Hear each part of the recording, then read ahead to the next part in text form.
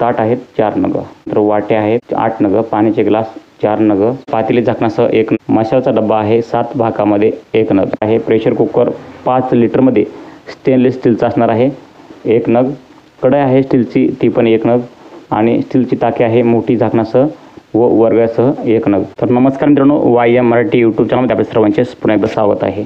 तर मित्रांनो, आपण आजच्या व्हिडिओमध्ये बांधकाम कामगारांना गृहोपयोगी संच जो मिळतो ते गृहोपयोगी संचाचे अटी नियम काय आहेत आणि कोणकोणत्या बांधकाम कामगारांना गृहोपयोगी संच मिळतो ह्याबाबत सविस्तर माहिती सांगणार आहे.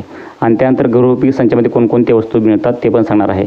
कारण की जे आहे ते GR आहे, महाराष्ट्र इमारत व इतर बांधकाम कामगार कल्याणकारी मंडळाला जे काही कामगार आहेत नोंदणीकृत त्या बांधकाम कामगारांना गृहोपयोगी वस्तू संच वितरण योजनेस मंजुरी देण्याबाबतचा हा GR आहे. मित्रांनो, या ठिकाणी तुम्ही पाहू शकता 18 जानेवारी 2021चा हा शासन निर्णय आहे. तर यामध्ये तुम्ही पाहू शकतात इमारत व इतर बांधकाम कामगार व्यवसायात काम करणाऱ्या बांधकाम कामगारांना संबंधित आस्थापनेचे काम पूर्णत्वास आल्यावर रोजगारासाठी नवीन बांधकाम जिथे सुरू होते तेथे स्थलांतर व्हावे लागते. अशा स्थलांतराच्या ठिकाणी त्यांना नव्याने निवास पाल्याचे शिक्षण, आरोग्यविषयक समस्या व भोजन याबाबत जुळवून घ्यावे लागते. त्यांना दैनंदिन भोजन तयार करण्यास सहाय्य व्हावे म्हणून महाराष्ट्र इमारत व इतर बांधकाम कामगार कल्याणकारी मंडळ मुंबई यांनी दिनांक 27/10/2020 रोजीच्या बैठकीत राज्यातील मंडळाच्या 10 लक्ष नोंदित सक्रिय जीवित बांधकाम कामगारांना गृहोपयोगी वस्तू संच वितरण करण्याचा ठराव पारित करण्यात आला. तर सदर ठरावाच्या अनुषंगाने महाराष्ट्र इमारत व इतर बांधकाम कामगार कल्याणकारी मंडळातील नोंदित लाभार्थी बांधकाम ज्यांची नोंदणी सक्रिय आहे अशा कामगाराच्या गृहोपयोगी वस्तू संच वितरण योजनेस मंजुरी देण्याबाबत शासनाच्या विचाराधीन होती. तर या ठिकाणी पहा, तर शासन निर्णय काय आहे पहा. तर शासन निर्णय असा आहे की महाराष्ट्र इमारत व इतर बांधकाम कामगार कल्याणकारी मंडळांतर्गत नोंदित इमारत व इतर बांधकाम कामगार लाभार्थी ज्यांची नोंदणी सक्रिय आहे यांच्यासाठी महाराष्ट्र इमारत व इतर बांधकाम कामगार कल्याणकारी मंडळाने नोंदणीकृत वस्तू संच वितरण करण्याचा योजनेस शासनाने मंजुरी प्रदान करण्यात येत आहे. तर या ठिकाणी असा आहे शासन निर्णय, ज्यांची नोंदणी सक्रिय आहे अशा महाराष्ट्र इमारत व इतर बांधकाम कामगार कल्याणकारी मंडळातील गृहोपयोगी वस्तू संच वितरण करण्यास शासनाची मंजुरी प्रदान करण्यात येत आहे. तर ज्यांची नोंदणी सक्रिय आहे अशा बांधकाम कामगारांना हे जे आहे ते गृहोपयोगी संच भेटणार आहे. तर ह्या योजनेच्या अटी आणि शर्ती काय आहेत ते बघूया. या ठिकाणी पहा योजनेच्या अटी आणि शर्ती काय आहेत. तर या ठिकाणी पहा 1 नंबर पॉईंटला महाराष्ट्र इमारत व इतर बांधकाम कामगार कल्याणकारी मंडळांतर्गत नोंदणीकृत असलेल्या बांधकाम कामगारांना म्हणजे ज्यांची नोंदणी सक्रिय आहे अशा बांधकाम कामगारांना या योजनेचा लाभार्थी असणार आहेत. त्यानंतर 2 नंबर जे आहे त्या ठिकाणी तुम्ही पाहू शकता नोंदित इमारत व इतर बांधकाम कामगार लाभार्थी ज्यांची नोंदणी सक्रिय आहे आणि विहित नमुन्यातील मागणी अर्ज प्राधिकृत सहाय्यक कामगार आयुक्त, जिल्हा कार्यकारी अधिकारी, बाईक सरकारी कामगार या ठिकाणी तुम्ही पहा सरकारी कामगार अधिकारी, उपजिल्हा कार्यकारी अधिकारी यांच्याकडे भरून दिल्यानंतर गृहोपयोगी वस्तू संच पुरविण्यात येतील. तर जिल्हा स्तरावरील सहाय्यक कामगार आयुक्त, जिल्हा कार्यकारी अधिकारी, सरकारी कामगार अधिकारी, उपजिल्हा कार्यकारी अधिकारी योजनेचे सामान्य अधिकारी, नोडल अधिकारी राहतील. गृहोपयोगी वस्तू संचामधील खालील वस्तूचा समावेश आहे. तर या ठिकाणी पहा मित्रांनो, गृहोपयोगी संचामध्ये कोणकोणत्या वस्तू तुम्हाला मिळणार आहेत. तर या ठिकाणी नंबर 1ला आहे तुम्ही पाहू शकतात जे आहे ते ताट आहेत 4 नग, ताट आहेत 4 नग, त्यानंतर वाट्या आहेत 8 नग, पाण्याचे ग्लास 4 नग, त्यानंतर पातेले झाकणासह 1 नग, पातेले झाकणासह 1 नग, पातेले झाकणासह 1 नग, म्हणजे अशा प्रकारे जे आहे ते 3 प्रकारचे पातेले आहेत 1 नग.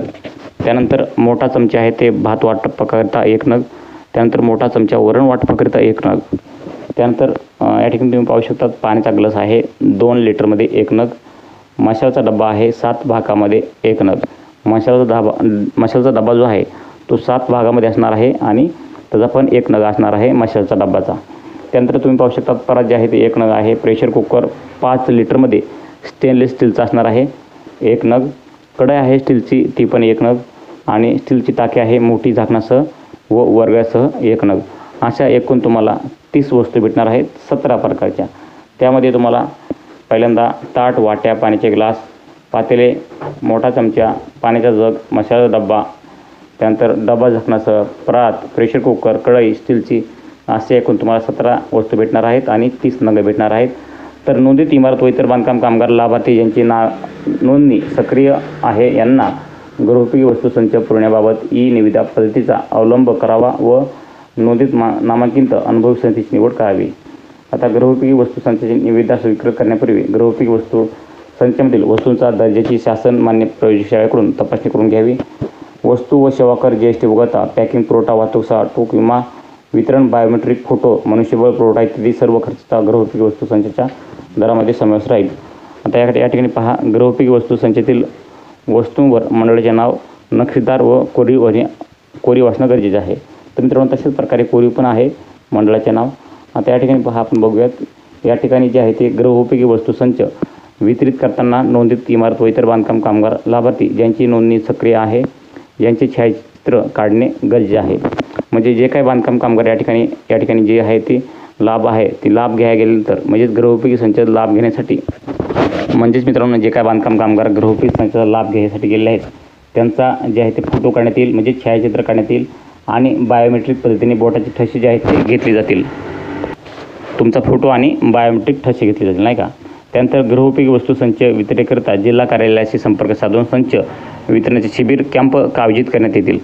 जर मित्रांनो तुम्हाला जर गृहोपयोगी संच भेटला नसेल आणि गृहोपयोगी संचाचा लाभ कसा घ्यायचा आहे ह्याची माहिती तुम्हाला पाहिजे असेल तर या ठिकाणी तुम्ही जे आहे ते आपलं गृहोपयोगी संचाचा लाभ घेण्यासाठी तुमचं जे जिल्हा कार्यालय आहे त्या जिल्हा कार्यालयाशी संपर्क साधून तुम्ही संच कधी भेटणार आहे त्याचं किंवा शिबिर कुठं आहे याचा संपर्क साधून या ठिकाणी तुम्ही पाहू शकता. जिल्हा कार्यालयाचा संपर्क साधून तुम्ही संचचा संच विचलन होणार आहे, म्हणजे संचचं जे कॅम्प आहे ते कुठं होणार आहे, केव्हा होणार आहे, कोणत्या तारखेला होणार आहे ह्याची माहिती तुम्ही घेऊ शकता. ते झालं. त्यानंतर पहा खाली, गृहोपयोगी संच वस्तू संच पुरवठा करण्याची कारवाई मंडळाने विहित केलेल्या कालावधीत पूर्ण करावी. आता पुरवठ्याची कालावधी वाढवण्यास मान्यता देण्यात अधिकार मंडळास राहील. म्हणजे जरी समजा कालावधी वाढवत असेल तर त्याचा देण्याचे अधिकार जे आहे ते मंडळाला राहील. आणि गृहोपयोगी वस्तू संच वितरण योजनेसाठी येणारा खर्च मंडळाकडील जमा राहील. तर मित्रांनो, अशा प्रकारे तुम्हाला जे आहे ते गृहोपयोगी संच मिळणार आहे आणि ह्याची माहिती तुम्हाला सांगितलेली आहे. त्या ठिकाणी अशा प्रकारे तुम्हाला गृहोपयोगी संचामध्ये जे आहे ते वस्तू भेटणार आहेत आणि कोणकोणत्या अटी आहेत ते पण तुम्हाला सांगितलं. अटी अशा आहेत: महाराष्ट्र इमारत व इतर बांधकाम कामगार कल्याणकारी मंडळांतर्गत नोंदणी करत असलेले बांधकाम कामगार ज्यांची नोंदणी सक्रिय आहे असे बांधकाम कामगार या योजनेचे लाभार्थी असणार आहेत.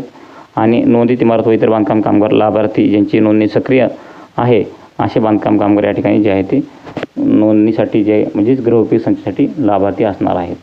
तर हे कशासाठी योजना राबवली आहे? जर बांधकाम कामगार एखाद्या बिल्डिंगचे काम करत असतील आणि ती बिल्डिंग पूर्ण झाल्यानंतर त्यांना दुसरी बिल्डिंगचं जे आहे ते बांधकाम करण्यासाठी दुसरीकडे स्थलांतर व्हावं लागतं, म्हणजे त्या बिल्डिंगकडे जावं लागतं. त्यासाठी हे एक काम पूर्ण झाल्यानंतर दुसऱ्या कामाच्या ठिकाणी जाण्यासाठी त्यांची तिथं सोय लागत नाही. त्यामुळं या ठिकाणी जे आहे ते गृहोपयोगी संचाचे जे आहे ते वितरण सुरू केलेलं आहे.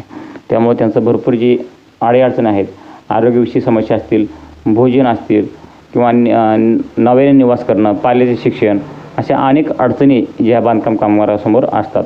तर अशा स्थलांतराच्या ठिकाणी त्यांना नव्याने निवास, पाल्याचे शिक्षण, आरोग्यविषयी समस्या व भोजन याबाबत जुळवून घ्यावे लागते. त्यांना दैनंदिन भोजन तयार करण्यास सहाय्य व्हावे म्हणून महाराष्ट्र इमारत व इतर बांधकाम कामगार कल्याणकारी मंडळांतर्गत हे गृहोपयोगी संच जे आहे ते वाटप होत आहे. तर मित्रांनो, तुम्हाला नक्कीच माहिती समजली असेल की बांधकाम कामगारांना जे गृहोपयोगी संच भेटते तर त्या गृहोपयोगी संचामध्ये कोणकोणत्या वस्तू भेटतात आणि त्यामध्ये कोणकोणत्या अटी नियम आहेत ह्याची तुम्हाला नक्कीच माहिती समजली असेल. आणि तरी पण तुमच्या मनामध्ये आणखी काही प्रश्न शंका असतील तर आम्हाला नक्कीच कमेंट करून विचारा.